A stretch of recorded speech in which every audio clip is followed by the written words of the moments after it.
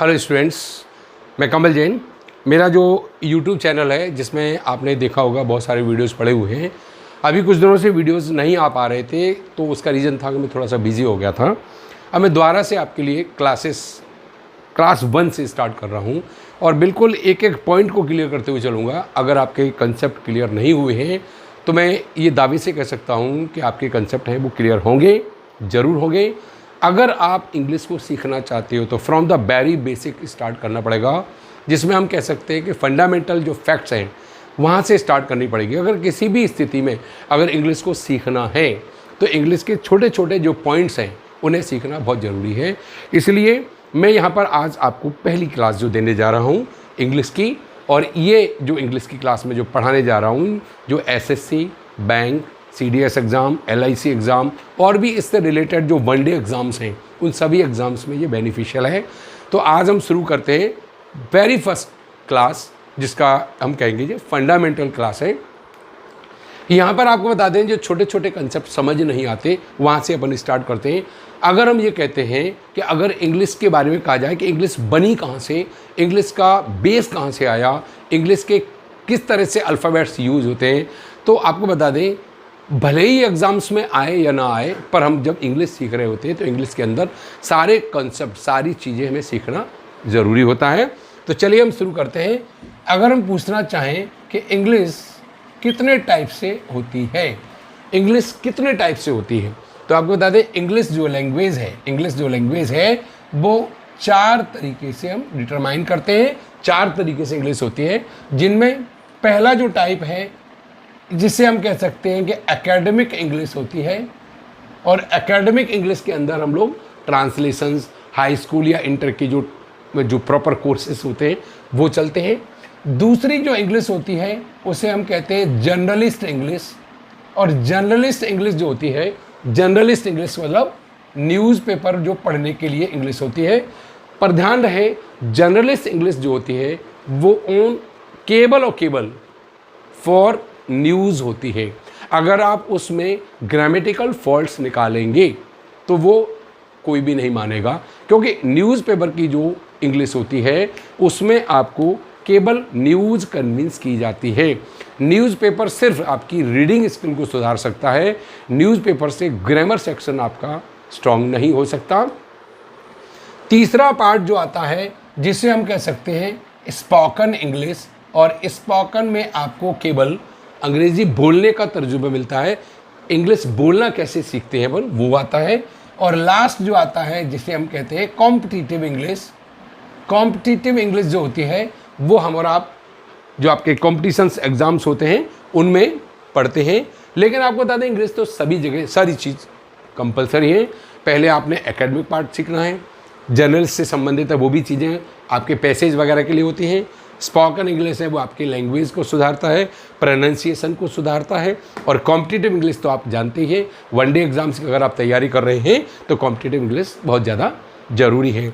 अब जानिए, अगर मैं ये कहूँ कि इंग्लिश बनाई किसने, who was the founder of English, तो ध्यान दीजिए इंग्लिश का जो फाउंडर है वो चौसर थे, और चौसर ने इंग्लिश को बनाया। अगर हम कहेंगे चौसर कौन थे तो ध्यान रखना चौसर, अगर इंग्लिश का एरा जो शुरू हुआ था, इंग्लिश का युग जो शुरू हुआ था उससे ठीक पहले विलियम शेक्सपियर से ठीक पहले पैदा हुए थे, और चौसर ने इंग्लिश को बनाया।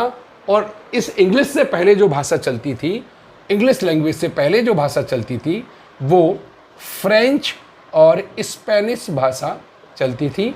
स्पेनिश और फ्रेंच भाषा को बदल करके और इंग्लिश लैंग्वेज को बनाया गया।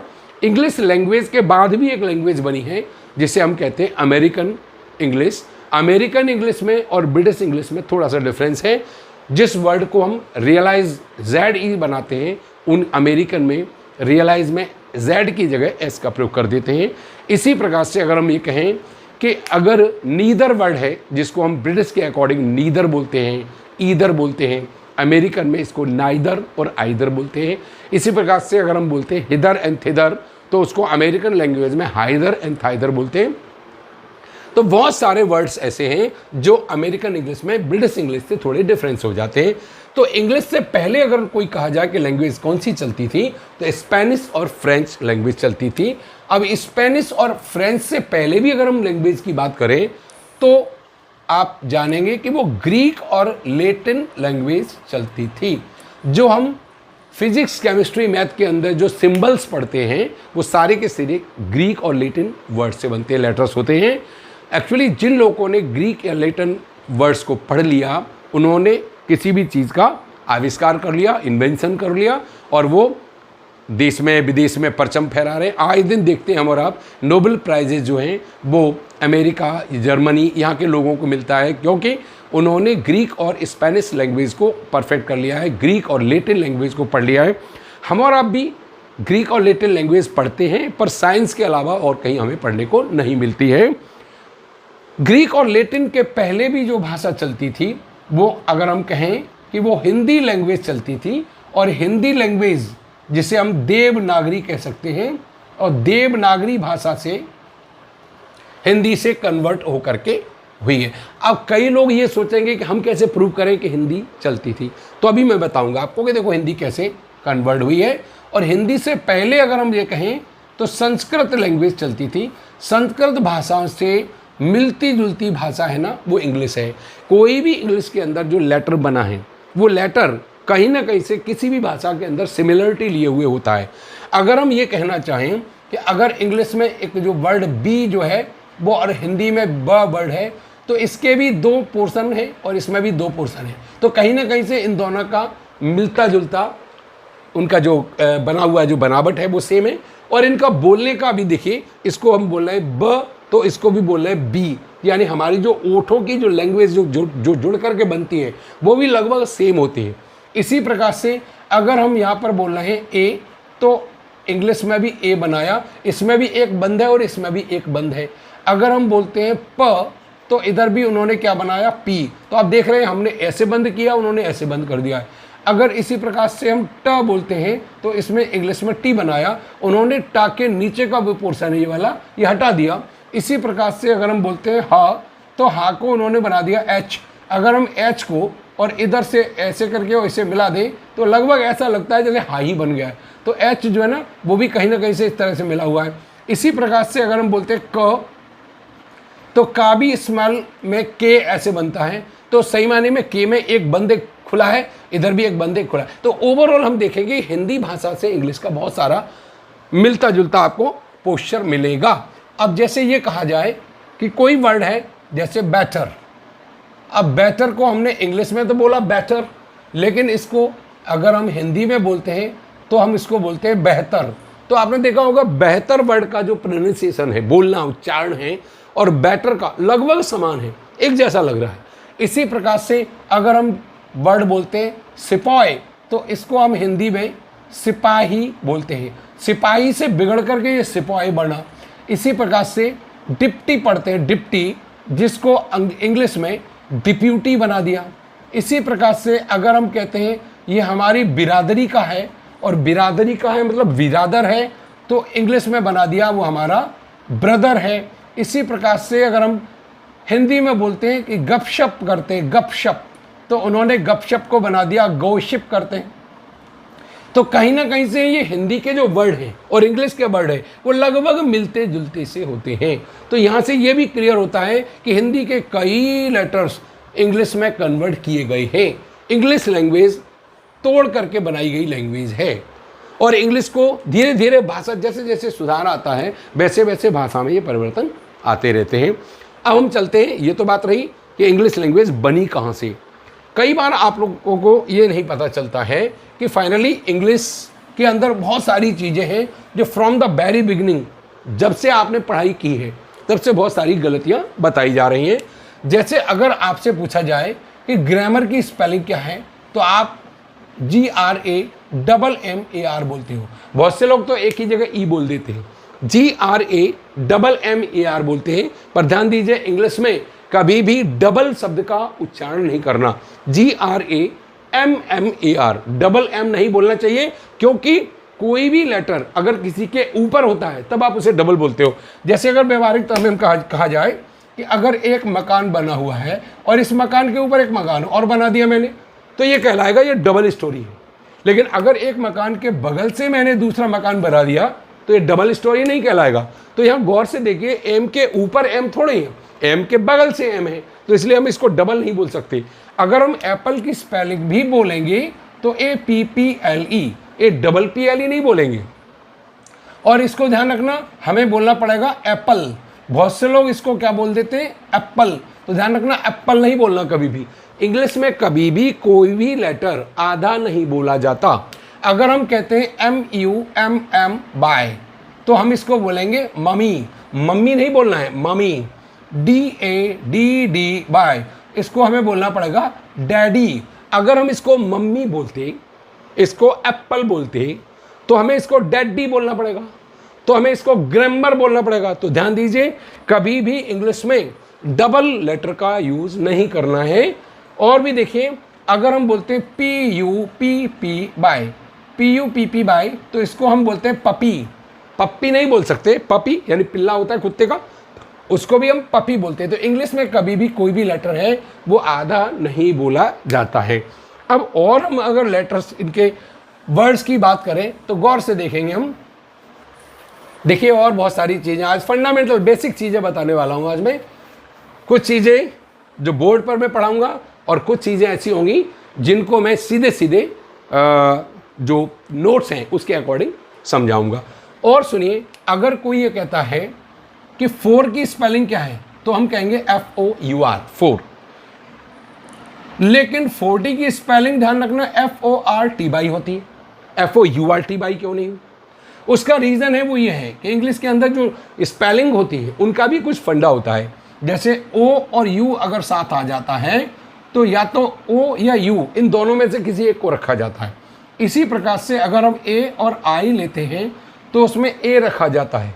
और इसी प्रकार से अगर E और A आता है तो भी हमें A रखना पड़ता है। इसके बहुत सारे वर्ड्स देखिए, जैसे प्रोनाउन की स्पेलिंग होती है PRONOUN, लेकिन अगर मैं स्पेलिंग को आगे बढ़ाता हूँ तो PRONUNCIATION, हम इसको बोलेंगे प्रोनाउंसिएशन। बहुत से लोग इसको प्रोनाउंसिएशन बोलते हैं, नहीं, आप गौर से देखो, NUN है तो हम इसे बोलेंगे प्रोनाउंसिएशन, नन, क्योंकि इसमें O और U एक साथ आने पर हमने इसमें से U को रखा, O को हटा दिया। तो इसमें अगर हम ये कहेंगे ये कैसे होता है, क्यों होता है, अभी बताऊंगा इसका भी। इसी प्रकार से स्पेलिंग होती है रिपेयर की, REPAIR, रिपेयर। लेकिन अगर मैं स्पेलिंग को आगे बढ़ाता हूं तो REPARABLE, आपने देखा AI हट करके A में कन्वर्ट हो गया, क्योंकि AI साथ आएगा तो A ही बचेगा। इसी प्रकार से और भी लेटर, और भी स्पेलिंग देख सकते हो, जैसे एक्सप्लेन, तो एक्सप्लेनेशन की स्पेलिंग होगी EXPLANATION, एक्सप्लेनेशन। तो आपने देखा AI हट करके फिर यहाँ पर A रह गया। अगर मैं कहता हूँ प्लेन, तो प्लेन की स्पेलिंग PLAIN, लेकिन प्लानर की स्पेलिंग PLANNER। आपने देखा A और NN डबल नहीं बोलने का, डबल बोलना ही नहीं है आपने। इसी प्रकार से क्लियर की स्पेलिंग क्या है, CLEAR। अगर हम कहते हैं क्लैरिटी की स्पेलिंग क्या है, तो CLARITY, तो EA हट करके A में कन्वर्ट हो गया। तो इंग्लिश के कुछ फंडे होते हैं स्पेलिंग को बताने के, तो इसके बेस पर इनका चेंजेज आता है। और भी बहुत सारी चीज़ें जो मैं बताने वाला हूँ यहाँ, जानिए। जैसे अगर हमने कहा कि डबल क्या होता है, तो डबल का मतलब होता है 2 गुना, और गुना का मतलब क्या होता है, गुना। जब कोई चीज़ एक के ऊपर आएगी तभी तो उसको बोलेंगे डबल है। और अगर हम कहेंगे 3 गुना तो हम बोलेंगे ट्रिपल। ट्रिपल को क्या बोलेंगे, 3 गुना। अब कहीं पर कोई कहे कि 4 गुना क्या होगा, तो 4 गुने के लिए तो मैथ में भी आपको, अगर मैथ के, अगर केमिस्ट्री के अकॉर्डिंग चलेंगे, टेट्रा वेट्रा, तो वो भी कहाँ तक रुक जाएंगे। तो अगर मैं ये कहता हूँ और कोई कहता है कि 2 बार, तो हम इसको कहेंगे ट्वाइस, 2 बार। और बार का मतलब क्या होता है, प्लस। जब कोई चीज़ जुड़ती जाती है तो डबल नहीं बल्कि 2 बार होती है। जैसे एक मकान के बगल से एक मकान, तो ये 2 बार है, और मकान के ऊपर है तो ये डबल है।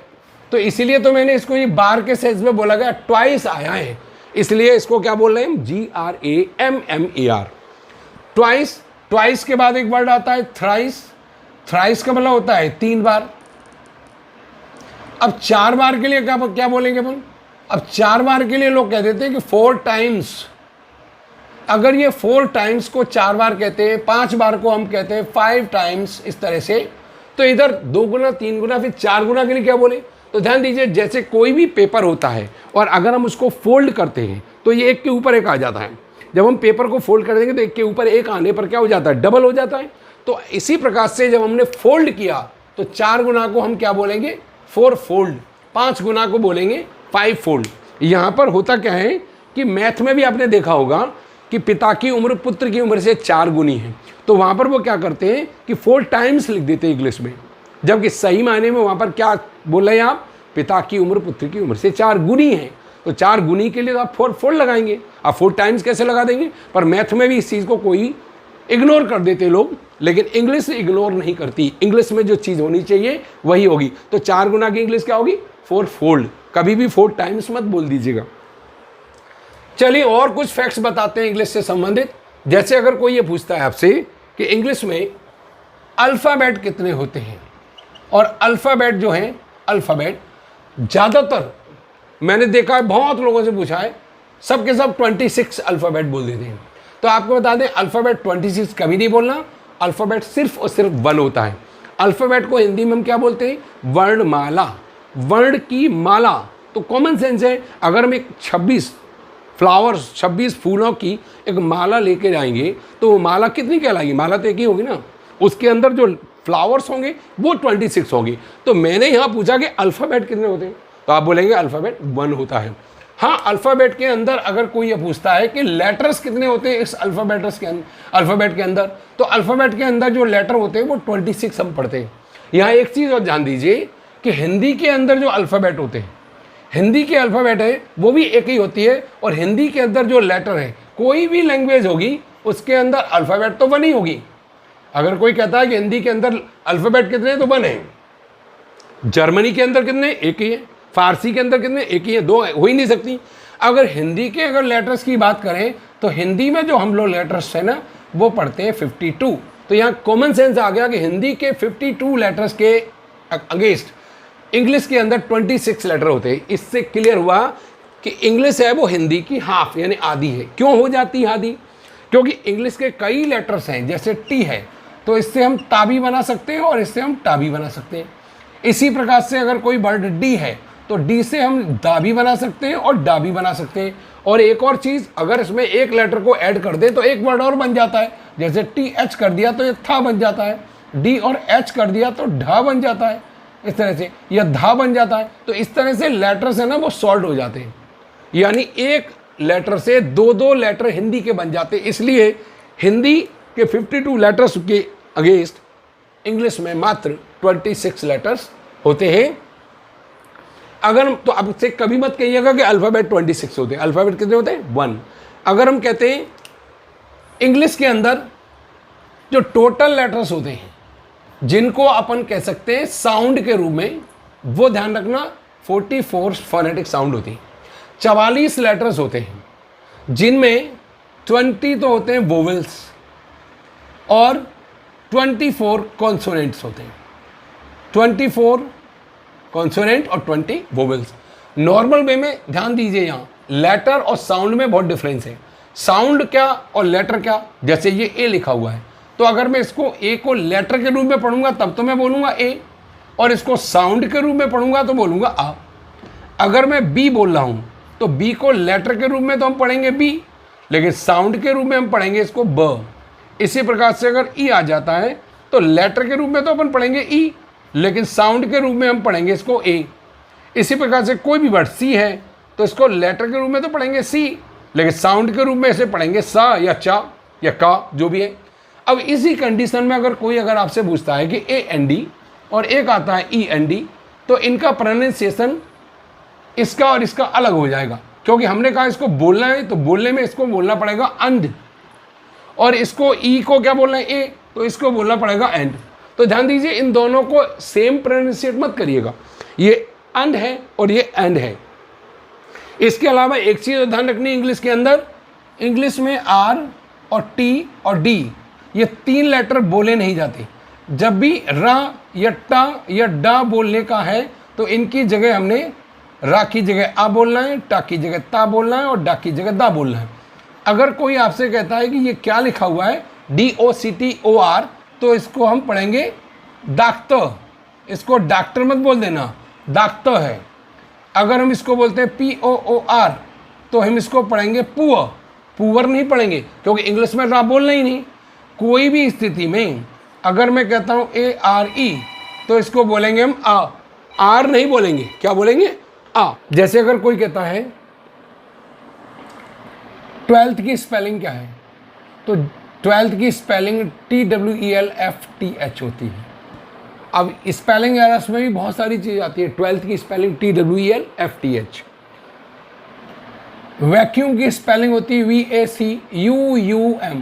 बहुत से बच्चे सी 2 बार करते हैं, बस ध्यान रखना 2 बार यू है। अगर कोई कहता है लेफ्टिनेंट की स्पेलिंग क्या है, तो LIEUTENANT, ल्यूटिनेंट। इसी प्रकार से अगर कोई कहता है कि कर्नल की स्पेलिंग क्या है, तो COLONEL, कॉलोनेल। कर्नल बोलते जरूर है पर बोलते इसको कोलोनेल। अब कॉलोनेल के बाद आ जाइए, ट्यूशन की स्पेलिंग TUITION।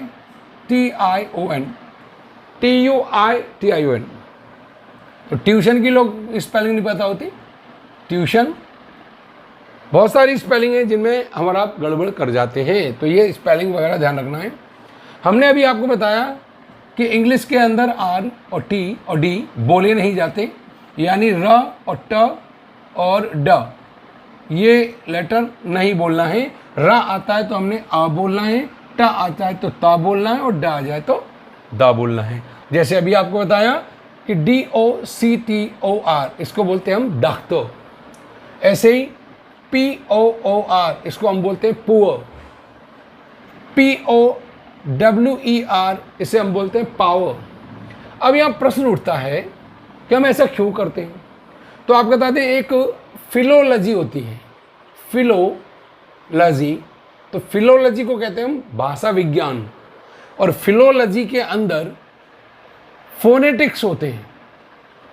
और फोनेटिक्स ज़्यादातर लोग नहीं जानते फोनेटिक्स के बारे में। फोनेटिक्स के अंदर जो साउंड्स होती हैं उनमें मैंने आपको बताया कि वोवेल साउंड होती हैं, वोवेल साउंड जो होती हैं, और उनमें जो वोवेल साउंड्स है ना वो 20 होती हैं, जिनमें 12 जो होती हैं वो होती हैं मोनोथॉन्ग्स, और 8 जो होती हैं ना उन्हें हम कहते हैं डिप्थोंग्स। जो मोनोथॉन्ग्स होते हैं ना उनके बेस पर हम किसी भी वर्ड को साउंड करते हैं। अब ये अगर हम 12 मोनोथॉन्ग की बात करें तो ये इस तरह से कुछ थोड़ा बहुत आगे पीछे हो सकते हैं, थोड़े बहुत शेप बदल सकती है, लेकिन फिर भी मैं यहाँ पर बनाने की कोशिश कर रहा हूँ। और इस तरह से, एक इस तरह से होता है लेटर, एक इस तरह से होता है, और एक ऐसे बना हुआ होता है, एक इस तरह से होता है, एक इस तरह से होता है, और एक इस तरह से होता है, और इसी में एक लास्ट वाला होता है वो इस तरह से। अगर हम हिंदी के उच्चारण पे जाएं तो इसको बोलते हैं ओ, इसको बोलते हैं हम अ, इसको बोलते हैं हम आ, इसको ई, इसको बोलते हैं ई, इसको बोलते हैं उ, इसको बोलते हैं उ, इसको बोलते हैं हम ए, इसको बोलते हैं ए। दूसरा वाला होता है ओ, दूसरा वाला जो ये डॉट लगे हुए औ, और ये होता है अंग। तो इस तरह से वर्ड होते हैं। अब अगर हम देखें DO लिखा हो तो DO के सामने जो लिखा होगा फोनेटिक लैंग्वेज में वो इस तरह से लिखा मिलेगा, इसलिए हम इसको क्या पढ़ रहे हैं, डू। अगर G और O लिखा हो तो इसके सामने लिखा हुआ मिलेगा आपको इस तरह का। अब जब गी के सामने O लिखा होगा तो हम इसको क्या पढ़ेंगे, गो, और इसके आगे लिखा है ये तो इसे पढ़ेंगे डू। तो बहुत से लोग कहते हैं कि दोनों O लगा हुआ है फिर भी इसमें इसको डू क्यों बोल रहे हैं और इसको गो क्यों बोल रहे हैं, तो रीज़न यही है। यही कंडीशन BUT होता है और एक होता है PUT। तो BUT में दोनों में U आया है, पर इसके सामने अगर फोनेटिक की बात करेंगे तो ये लिखा होगा, और इसमें जो इसमें लिखा होगा ये। अब इसे अगर हम पढ़ेंगे तो इसे पढ़ेंगे पुट, और इसमें लिखा है ये वाला तो इसे पढ़ेंगे बच। इसी प्रकार से अगर हम पढ़ते हैं COOL तो इसे पढ़ते हैं कूल, और BOOK तो हम इसे पढ़ते हैं बुक। तो रीज़न क्या है, क्योंकि इसके आगे लिखा मिलेगा इस तरह का, और इसके आगे लिखा मिलेगा और ये इस तरह का। तो अगर हम ये दूसरा वाला पढ़ेंगे तो इसे पढ़ेंगे कूल, और ये इस वाले को पढ़ेंगे तो हम पढ़ेंगे बुक। तो इस तरह से इनका प्रोनाउंसिएशन होता है। प्रोनाउंसिएशन इसके आधार पर होता है। बहुत से लोग क्या समझते हैं कि वोवेल जो है ना वो 5 होते हैं, तो ध्यान दीजिए वोवेल 5 नहीं 20 होते हैं साउंड के रूप में अगर बोला जाए। इसी प्रकार से अगर हम कहेंगे कि टेंस कितने होते हैं, तो बहुत से लोग कहते हैं 3 होते हैं, पर आपको बता दें 2 ही टेंस होते हैं, प्रेजेंट और पास्ट। फ्यूचर टेंस नहीं होता, क्योंकि जो समय चल रहा है आप उसके बारे में बोल सकते हो, और जो हो चुका उसके बारे में बोल सकते हो, होगा हम इसके बारे में बोल कह सकते हैं। तो इसलिए फ्यूचर नाम का कोई टेंस नहीं होता है, पर ज़्यादातर लोग कहते हैं। और भी बहुत सारी बातें हैं, जैसे वोवेल 20 होते हैं। अब 20 जो वोवेल होते हैं उनमें जो 12 हैं वो ये रहे और 8 हैं वो ये रहे। अगर कोई वर्ड है और 2-2 वर्ड मिल गए, जैसे किसी लेटर को मैंने ये लिया और एक लिया मैंने ये वाला, तो इन दोनों को मिलाकर आप बोलेंगे उआ, और जब इसको उआ बोलेंगे तो इसका जो प्रोनाउंसिएशन है ना POOR, उसके सामने आपको ये लिखा मिलेगा। और हमने अभी आपको बताया कि आर बोलते नहीं, तभी तो हम इसको बोलेंगे पुआ, क्योंकि ऊ आ रहा है। इसी प्रकार से अगर हम इस वाले लेटर को बोले इस तरह से इसको, और इसके बाद हम इसको बोल दें, तो हम इसको पढ़ेंगे ए। अब ए में AIR, तो तभी तो हम इसको बोलें ए, क्योंकि अगर हम बोलेंगे ना तो इस तरह से प्रोनाउंसिएशन आएगा इसका, तभी हम इसको बोलते हैं ए। इसी प्रकार से अगर और ये कहें कि ARE, तो इसको बहुत से लोग पढ़ते हैं आर, तो आर नहीं है ये है आ।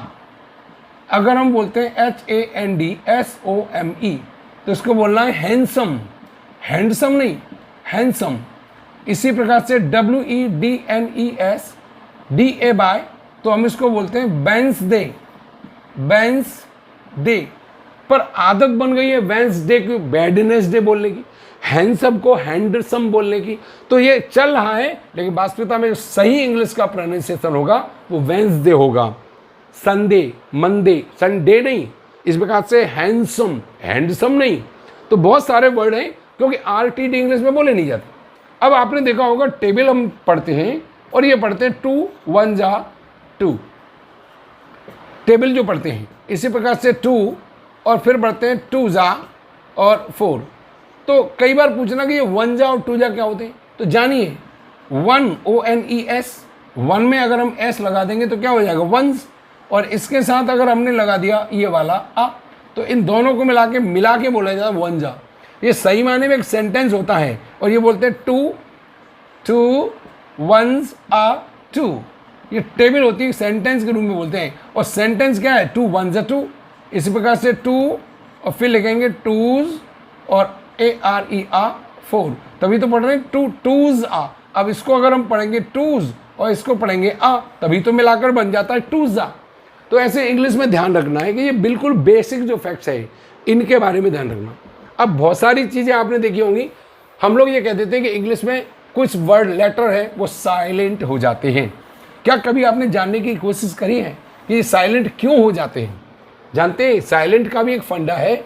अगर इंग्लिश के 2 कॉन्सोनेंट्स, अल्फ़ाबेट में कॉन्सोनेंट की वैल्यू ज़्यादा होती है वोवेल से, क्योंकि वोवेल एक केवल पुश करते हैं उस लेटर को। जैसे अगर हम 2 ऐसे कॉन्सोनेंट जिनको अगर जोड़ करके हिंदी का कोई लेटर बना देते हैं, जैसे PH से क्या बन जाता है फ, D और S से क्या बन जाता है ध, T और S से क्या बन जाता है थ, इवन P और L बन जाएगा, तब भी हम बोल सकते हैं प्ले, प्लो, इस तरह से। लेकिन कभी आपने देखा T और S मिला के क्या बनता? कभी आपने देखा K और N मिला के क्या बनता? कभी आपने देखा D और G मिला के कुछ बनता क्या? D और G मिला के कुछ बनता? नहीं बनता। T और S मिला के कुछ नहीं बनता। K और N मिला के कुछ नहीं बनता। L और M मिला के कुछ नहीं बनता। तो ऐसे बहुत सारे लेटर हैं जिनको मिलाकर कुछ बनता नहीं, और जब ये इन दोनों को मिलाकर हिंदी का कोई लेटर नहीं बनता तो पहला वाला लेटर है वो साइलेंट हो जाता है। जैसे कोई ये कहता है कि सुनामी, तो सुनामी की स्पेलिंग आपने बनाई ये, अब T और S को मिलाकर कुछ बनता नहीं, इसलिए T को साइलेंट करके हम सुनामी बोलते हैं। नॉलेज की स्पेलिंग की अगर हम बात करें तो KNOWLEDGE, तो के और एन में के साइलेंट हो जाता है और डी और जी में डी साइलेंट। तब इसे पढ़ते हैं नॉलेज। रीज़न क्या है, कोई भी ऐसे दो लेटर हमने अगर फिजिक्स किया PH/SICS तो इसमें नहीं साइलेंट किया क्योंकि P और H बराबर फा होता है, पर साइकोलॉजी में PS/CHOLOG में साइलेंट हो गया क्योंकि P और S कुछ होता ही नहीं। जब P और S कुछ होता ही नहीं, लेटर बनता ही नहीं, तो हमने P साइलेंट करना पड़ा, इसलिए इसको हम बोलते हैं साइकोलॉजी। इसी प्रकार से अगर कोई कहता CALM तो हम इसको पढ़ेंगे काम। तो लेटर के साइलेंट करने का ये चक्कर कोई नहीं होता कि इसके बाद रट लीजिए आप या कोई एक्सेप्शनल होता है ना, हर एक में CALM में L और M कुछ नहीं होता, इसलिए हम क्या बोलते हैं काम। अगर कोई कहता BALM तो हम इसको क्या पढ़ते हैं बाम। तो इसलिए होता क्या है BOMB जैसे होता है BOM और B तो हम इसको पढ़ते थे बॉम। तो कभी इधर का साइलेंट कभी उधर का साइलेंट। तो साइलेंट होने का चक्कर है वो ये है कि जब भी हम दो ऐसे कॉन्सोनेंट जिनको मिलाकर के अगर जोड़ें और हिंदी का कोई लेटर नहीं बनता। तो आज मैंने आपको सिर्फ जो है ये पढ़ाया कि बेसिक चीज़ें क्या हैं। कल से हम स्टार्ट करेंगे सेंटेंस क्या होता है, क्लॉज क्या होता है और फ्रेजेस क्या होते हैं। इन तीनों को पढ़ने के बाद आपको सेंटेंस के बारे में पता चलेगा, क्लोजेस के बारे में पता चलेगा। जरूर जानिए इस बात को कि इंग्लिश के जब तक कि छोटे छोटे फैक्ट्स क्लियर नहीं होंगे, सेंटेंस क्या होता है, क्लोजेस क्या होते हैं, फ्रेजेस क्या होते हैं, ये कैसे वर्क करते हैं, तो आगे के पार्ट को सिखाने में बहुत आसानी हो जाएगी। बहुत से लोग क्या है कि डायरेक्ट कोर्स को स्टार्ट कर देते हैं। कोर्स स्टार्ट करने से पहले छोटे छोटे कंसेप्ट हैं वो क्लियर किए जाने चाहिए, उसके बाद ही यह चीज़ आपको समझ आएगी। तो आज की पहली जो क्लास थी वो आपने पढ़ी, बिल्कुल बेसिक जो चीज़ें थी जो अक्सर हम लोग कन्फ्यूज रहते हैं उनके बारे में मैंने आपको बताया। दूसरा ये, जो स्टूडेंट्स पहली बार हमारे वीडियोज़ को देख रहे हैं वो इसको शेयर करें और अधिक से अधिक जो है इसके बारे में लाइक करें। दूसरा क्या है, जो बच्चे न्यू जुड़े हुए हैं वो निश्चित रूप से सब्सक्राइब भी कर लें, और जो पहले जुड़े हुए हैं वो बच्चे ध्यान दें। आपको हम हर रोज़ अब वीडियोज़ मिला करेगी, हर रोज़ मैं आपको जो पढ़ाई है उसके बारे में एक एक डे टू डे वो क्लासेस है वो देता रहूँगा, जिससे आपको ये चीज़ का बेनिफिट मिले। आप किसी की भी तैयारी कर रहे हैं, ग्रामर अगर आपको स्ट्रॉन्ग करनी है तो निश्चित रूप से इस तरह से आपको पढ़नी पड़ेगी। मैं कह सकता हूँ कि अगर कंसेप्ट क्लियर होंगे तो 100% आप इस चीज़ को पिकअप कर जाएंगे। Thank you for watching.